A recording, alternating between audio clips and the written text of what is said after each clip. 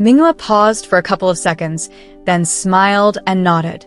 Looking up, Mingyue's smile froze on her face. Hearing the commotion, Lin Chunmei mustered all her strength to pull Zhang Qiuju into the house. Just then, Zhang Qiuju's phone rang. As Zhang Qiuju's figure disappeared, Mingyue sank to the ground, drained. Later, her eldest uncle's wife, unable to have more children due to health issues, left the family longing for a son. Even after giving birth to their son Xiaoji, they showed no favoritism. But before Mingyue could spread her wings, Zhang Qiuju came to take her back. The faded red floral blouse looked as though it had been washed countless times, and the gray pants were stretched tight over her plump figure, almost ready to burst at the seams. Suddenly, as if struck by a bolt of lightning, Mingyue sprang to her feet and closed the distance between them. A sly smirk crossed Zhang Qiuju's face, and she met Mingyue's gaze with feigned righteousness. I'm just reminding you not to forget your roots. No matter how well you're doing now, I can still drag out your skeletons. Oh, really? Mingyue struggled to suppress the storm brewing inside her. She let out a dry laugh and calmly returned to her seat. Well, Zhang Qiuju hesitated, visibly caught off guard.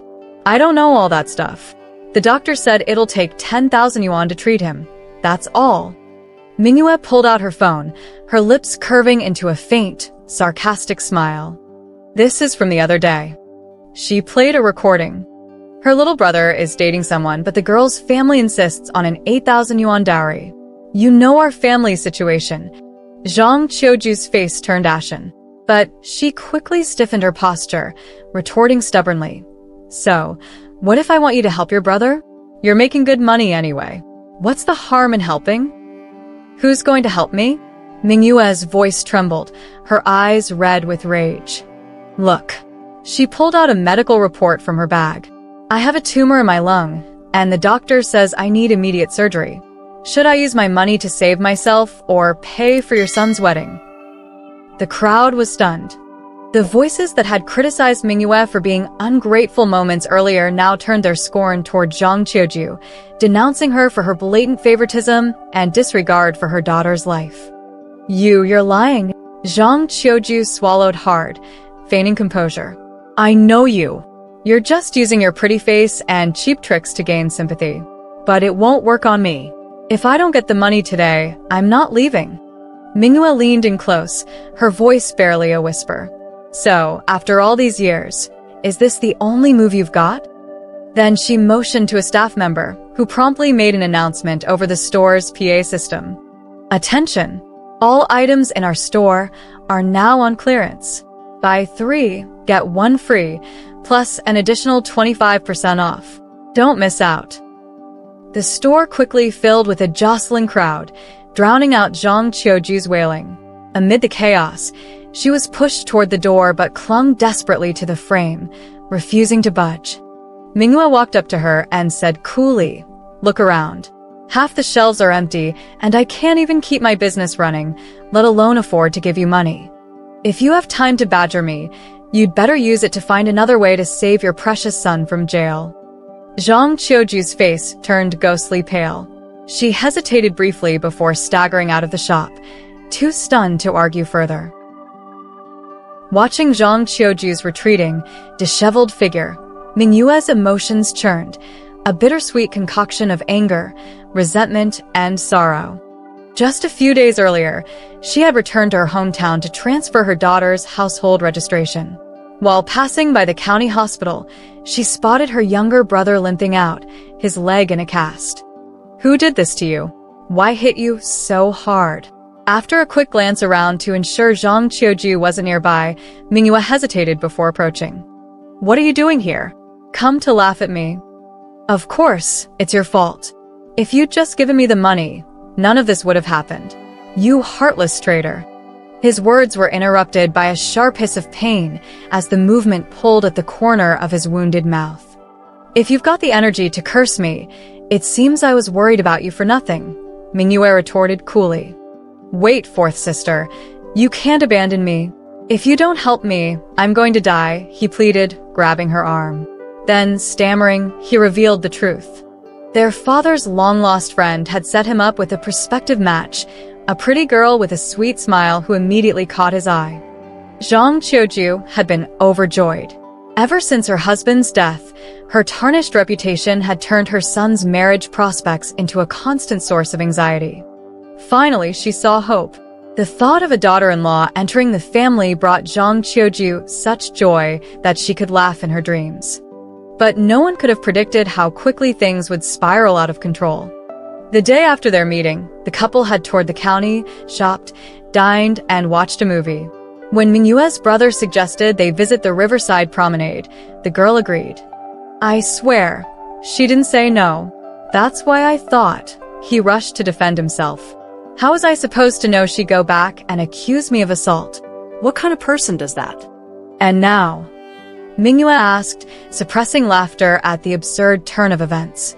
Do you honestly think you two can still get married? If not, just pay her some damages and move on. No way. Her brothers already beat me half to death this time. If I can't come up with the money to marry her, she's going to press charges for assault. I can't go to prison. Come on, fourth sister, I really like her. Help me out. If I end up in jail, none of us will be able to show our faces again. Please. This is pocket change for you. It's nothing. Pocket change? Mingyue scoffed inwardly. So, this mother and son duo had decided she was their personal ATM, assuming her money was endless. She scrutinized her brother's desperate face, then gave a derisive chuckle. Years ago, after her ex-husband's tragic death in a car accident, Mingyue and her daughter had been left homeless when her husband's relatives seized their house.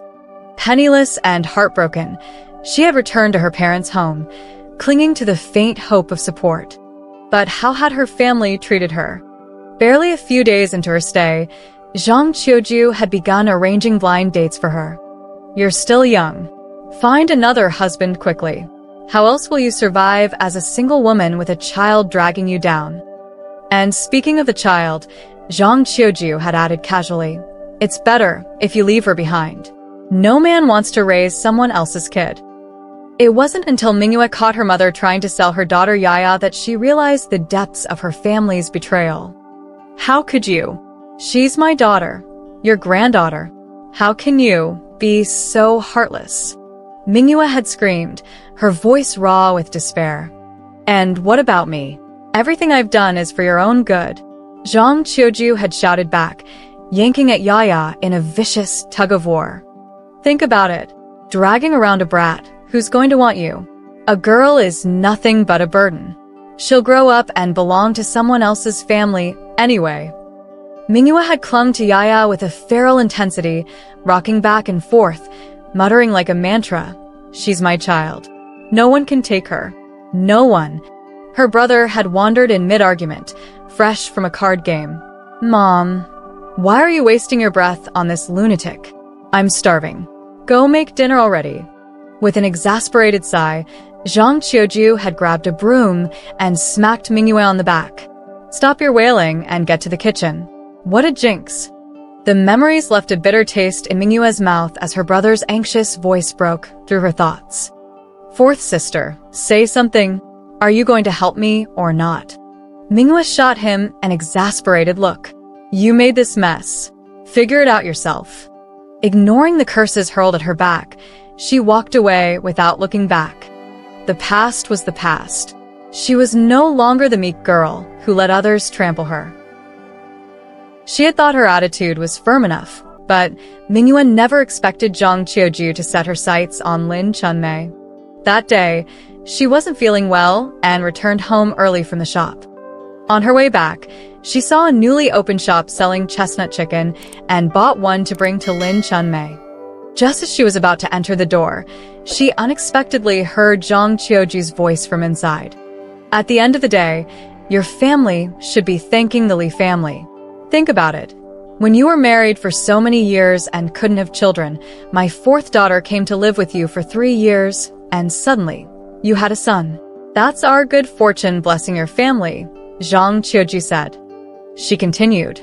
And now look at you. Your husband is gone. Your son is gone, and you're all alone. If it weren't for my daughter staying with you and taking care of you, to put it bluntly, you could have died at home, and no one would know. So, giving us some money is the least you could do. After all, you've benefited from my daughter." Mingyue felt the blood rush to her head. Her fists clenched tighter and tighter, as if she wanted to crush something. She was about to push the door open when a gentle voice stopped her. "You're quite right," Lin Chunmei replied, her voice as calm and kind as ever. "I've always thought heaven treated me well by sending Mingyue, such a wonderful daughter, into my life. But since you said this daughter is yours, why don't I return her to you now? How about that?" Zhang Qiuju seemed caught off guard, unable to respond for a moment. Lin Chunmei continued. "Anyway, she's sick now. Her shop is failing, and she's even saddled with a child. Oh, and I think she mentioned the other day that she owes quite a bit of money for inventory. As for me, I've already picked out a retirement home, so I don't need her anymore. How about I give you this 3,000 yuan? Consider it payment for her being my daughter these past few years. What do you think?" It seemed Zhang Qiuju finally caught on and retorted, "We don't have the money to support her and her child. Besides, my son is getting married soon, and there isn't even an empty room in the house. What use would I have for them?" Just then, the door creaked open from inside. Zhang Qiuju came out with a sour expression, clutching an envelope of cash. Seeing Mingyue standing at the door, her temper flared again. "You little eavesdropper. When did you learn to spy behind doors?" she snapped. "Look at you. After all these years of kissing up to someone else's family, and what do you have to show for it? Nothing. All this time, you couldn't even come up with your brother's bride price. How did I end up with such a useless child?" As Mingyue stood in the doorway, Lin Chunmei looked flustered for a brief moment before avoiding her gaze and saying softly, "Mingyue, you're back." "Yeah." After Zhang Qiuju left, Mingyue saw Lin Chunmei looking embarrassed and took the initiative to speak. "I brought your favorite chestnut chicken. It's a little cold now, I'll heat it up." Mingyue, Bang! The old wooden kitchen door shut loudly, cutting off the rest of Lin Chunmei's sentence. Leaning her back against the door, tears streamed down Mingyue's face uncontrollably. She thought perhaps she had been too naive. Even though Lin Chunmei had always treated her well, they weren't truly related. And now that she was down on her luck, who would willingly take on a burden? Especially with Yaya in tow. If she were Lin Chunmei, she wouldn't want to clean up this mess either. Meanwhile, in the bedroom, Lin Chunmei's heart was in knots. Although Mingyue had said she was fine, her pale face told a different story. But Lin Chunmei truly just wanted to scare Zhang Qiuju away and stop her from causing Mingyue more trouble. How could she have known Mingyue would misunderstand and think she was being rejected? The two of them stayed in their separate spaces, each guessing at the other's thoughts. They both chose to feign ignorance, using polite conversation to cover up the awkwardness. As if nothing had happened, as if everything were the same as before. But deep down, they both knew nothing was the same anymore. For a long time after that, Zhang Qiuju didn't show up again. Mingyue thought perhaps her 3 older sisters had helped pool money for their youngest brother's bride price. Or maybe Zhang Qiuju had found another way and temporarily forgotten about her. In any case, at least she could now plan her life without distractions, which was a relief. Until one day, a group of uninvited guests arrived at her shop. "Who's Li Mingyue?" the man in sunglasses at the front asked. "Get out here now." The young assistants exchanged nervous glances. One of them ducked under a table and whispered to Mingyue on her phone, "Sister Mingyue, there's someone here looking for you. They don't seem friendly. You should hide." But it was too late. Mingyue had left her phone at the counter while fetching clothes from the storeroom. "Who's looking for me?" Mingyue heard her name being called outside and walked out, curious. The assistants were horrified as the man in sunglasses walked right up to her. "Are you Li Mingyue?" "I am." "Zhang Qiuju is your mother, right? She borrowed money from us and said to come find you. Here's the IOU. Take a look. Pay up today." Mingyue stared in disbelief at Zhang Qiuju's signature on the IOU. Summoning her courage, she said, "Whoever borrows should repay. It has nothing to do with me. You've got the wrong person." "Hold on." The man grabbed her arm with a sinister smile. "Zhang Qiuju said you've made a lot of money running this shop. She said a skinny camel is still bigger than a horse. No matter what, you're better off than her, a poor old lady from the countryside. If you don't pay up today, don't think about walking out of here." Behind him, his lackeys closed in, surrounding Mingyue tightly. The menacing atmosphere made her heart race. Cursing Zhang Qiuju's shamelessness in her mind, she calculated what she could sell off to pay them back. Minutes ticked by. The shop was eerily silent except for the man's lighter clicking. "Think carefully. If we have to get rough, it won't be pretty." "Wait, I have an idea."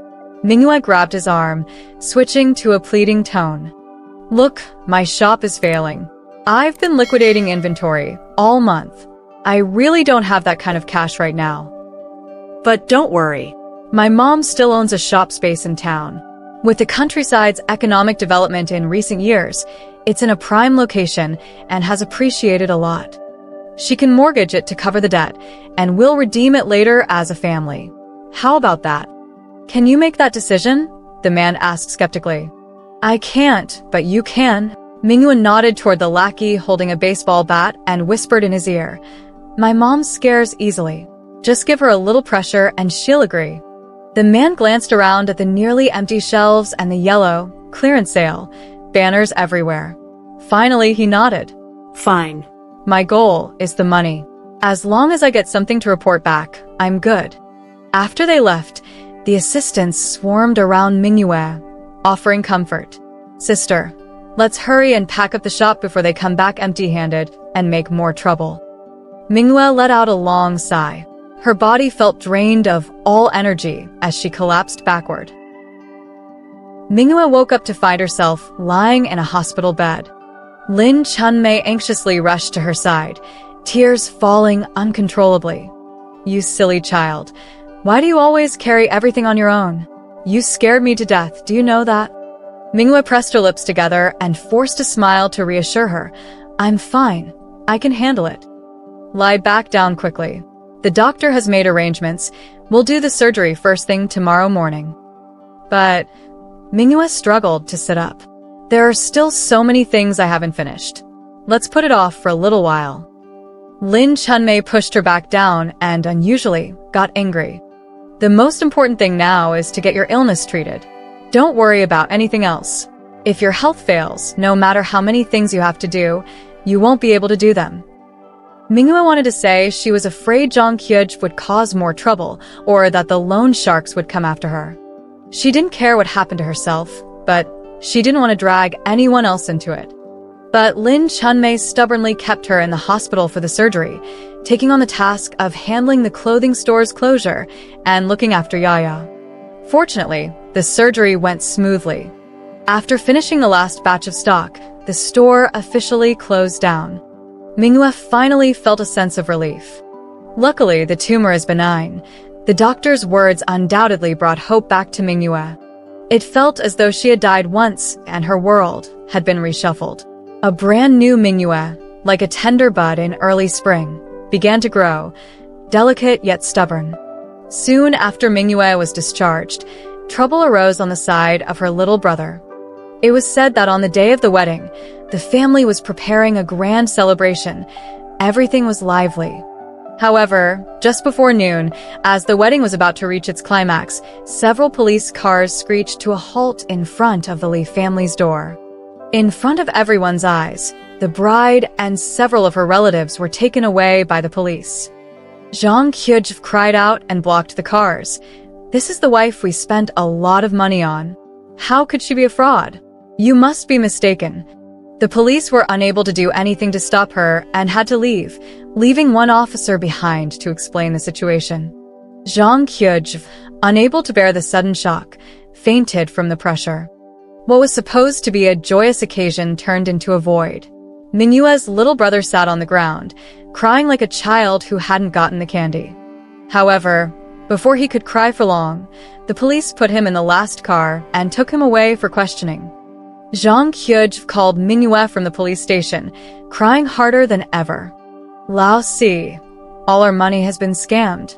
What will happen to your brother now? You're the most successful one in the family. Please think of a way, I beg you. But what could she do? Having stumbled along to this point, she was just a small individual business owner herself. Now that she was ill and the store was closed, she was already at rock bottom. How could she rescue a family that was also at rock bottom? I can't even take care of myself. You have to figure it out. You can't force me to die, right? Zhang Qiuj started cursing again in the phone, but was quickly interrupted by the police. Mingyue frowned, hung up the phone, and continued to focus on her work. Didn't I tell you to rest? Why are you working again? Lin Chunmei came in with a bowl of chicken soup, angrily stopping her. Money-making can wait. You need to recover first. Mingyue pulled a card from beneath her blanket and handed it to her. Mom, I must have spent all of your retirement savings with my illness. Here's my savings, you take it. Lin Chunmei angrily pushed the card back, tapping her forehead. You, always thinking too much. Didn't I tell you before? I was just saying that in anger. I wanted your mother to know when to stop. Why are you still taking it seriously? But over the years, I haven't done much for you. You've pulled me out of trouble time and time again. I really don't know how to thank you.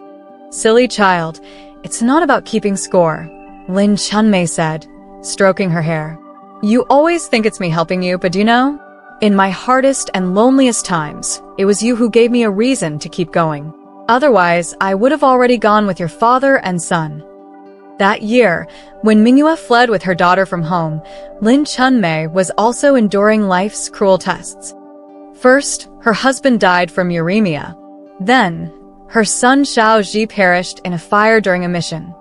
Having lost 2 close family members in a row, Lin Chunmei felt like a kite with its string broken, falling helplessly from the sky. At that time, she truly understood the meaning of life without hope. It was only when she saw the emaciated Mingyue and her daughter standing outside, pitiful and desperate, that her life seemed to have a glimmer of hope. Girl, the bond between people is mutual. Sometimes it doesn't have to be through blood ties. Having you as a daughter is the greatest blessing from heaven. Mingyue nodded through her tears, the barrier that had once shadowed her heart finally disappearing. Soon, news arrived about her little brother's case. The bride was indeed a habitual fraudster. Her gang had scammed 5 or 6 families from south to north, leaving them empty-handed. It was reported that Zhang Qiuj had caused a scene at the police station, grabbing and biting at the fraudsters. The police had to drag her outside to calm her down.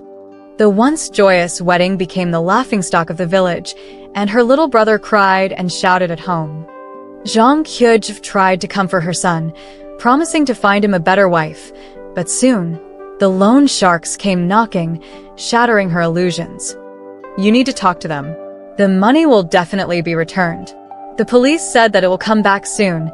Zhang Qiuj begged Mingyue for the first time, speaking humbly. We're family. Blood may be thicker than water, but now that we're in trouble, you can't just ignore us. Mingyue sneered, a sense of revenge rising in her heart. Family? When you drugged me with sleeping pills and sent me to that man's house for 1,000 yuan, did you think we were family? When you plotted to sell my daughter, did you think we were family?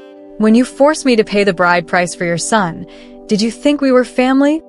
How can you be so heartless? Zhang Qiuj fired back. You only remember how we wronged you, but why don't you think about how your father and mother raised you? Isn't that a huge favor? And what's wrong with contributing some money to the family? Besides, go ask around, whose daughter doesn't help her parents? Mingyue closed her eyes in disgust. She knew this would get nowhere. This deep-rooted obsession was something Zhang Qiuj would never change. The loan sharks didn't come from my side, I have no say. Figure it out yourself, Mingyue said coldly and hung up the phone. After Mingyue's younger brother was beaten up, Zhang Qiuj finally agreed to pawn the family shop. Seeing the inheritance she had prepared for her son being taken away in one night, Zhang Qiuj couldn't catch her breath and fainted again. Ever since the wedding fell through and the family's savings were drained, her younger brother, in a moment of desperation, picked up the bad habit of gambling. The little savings they had left quickly disappeared, but he still didn't want to stop. "Don't stop me. This next round, I'm definitely going to win it all back." Despite Zhang Qiu's desperate pleas, her younger brother kicked her aside angrily, took the valuables from the house, and rushed back to the casino. However, his luck seemed to be bad. He quickly lost all the remaining money the family had. Once a gambler becomes blinded by the game, their respect for morals and the law diminishes. So, taking advantage of the night, her younger brother snuck into someone's house to steal. He was caught by the homeowner, who had returned early, and was sent to the police station, bruised and battered. Zhang Qiu, who had been used to throwing tantrums all her life, was at a loss and panicked since her last encounter with the police. "Lao Si, your brother has been arrested.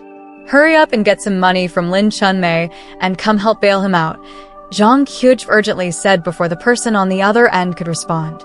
"Did you dial the wrong number?" A strange man's voice came from the phone.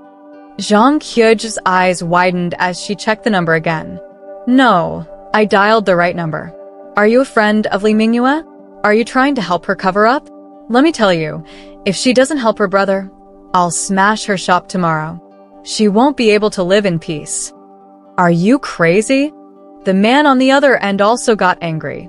"If you want to go crazy, go home and do it. Don't come bothering me here. What nonsense is this?" The phone line went dead with a click. Zhang Qiu, unwilling to give up, rushed to Lin Chunmei's house, banging on the door while cursing loudly. "Hey, I'm telling you, it's the middle of the night. You're making so much noise. No one can sleep. Can't you wait until tomorrow to talk about this?" The neighbor aunt, woken up by the noise, came out with an irritated look on her face. Zhang Qiu quickly grabbed her arm and asked, "Hey, I want to ask you something. Do you know where Lin Chunmei's family went? Where is the daughter she adopted now, do you know?" "Oh, you mean Mingyue?" Yes. Where did they move to?" "They left last week. I heard Mingyue found a private middle school for her daughter, so mother and daughter went to accompany the child there." "When will they be back? Isn't the house still here?"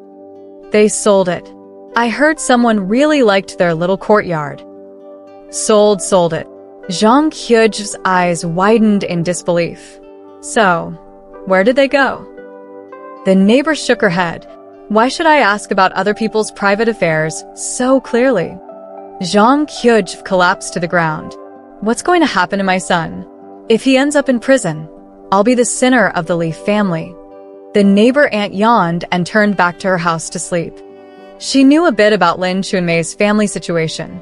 As for Zhang Qiu, she had no respect for people like her. She shook her head as she walked back, muttering, If I had known this day would come, why did I act like that back then?" When Mingyue's younger brother was sentenced to 3 years in prison for gambling and theft, Mingyue was busy with the opening of her new store. A month ago, after finding a school for her daughter, Mingyue had moved with her mother and daughter to Rongqing. After a period of intense preparation, Mingyue's maternity store in Rongqing finally opened. The store was located in the city's busiest commercial building, Guamao Tower. With its prime location and high foot traffic, business was even better than expected. Mingyue also used her savings to buy a 3-bedroom apartment, and the 3 women, her mother, herself, and her daughter, finally had a proper home. Lin Chunmei was especially happy. Rongqing was her hometown, and in her twilight years, she had reconnected with many childhood friends. She genuinely enjoyed living there. "Mingyue, were you planning to come to Rongqing from the start?" One day, while Mingyue was efficiently managing the store, Lin Chunmei couldn't help but ask. Mingyue smiled. "I never fight an unprepared battle. Actually, I've been thinking about changing my business for half a year, but I couldn't find the right opportunity. It wasn't until a few months ago when I came to Rongqing to investigate and learn that I made up my mind to start a maternity and baby boutique. I didn't expect my family would suddenly show up and force me to speed up my plan. You've seen what kind of person Zhang Qiu is. All she cares about is money and her son.